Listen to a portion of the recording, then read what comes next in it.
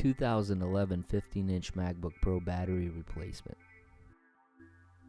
Remove 7 Phillips head screws starting in the top left corner and going around the contour of the MacBook. These are the shorter screws. Now remove the 3 long Phillips head screws. Those 10 screws will release the cover. Go ahead and lift it and remove it. Battery removal. Begin by disconnecting the battery first. Locate the 3 pentalobe battery screws. The left one is under the tape.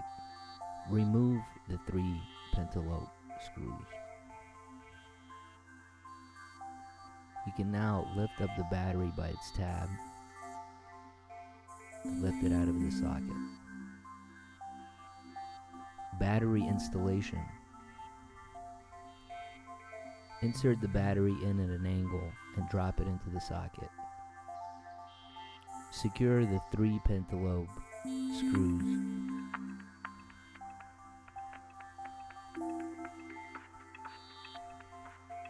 Reconnect the battery.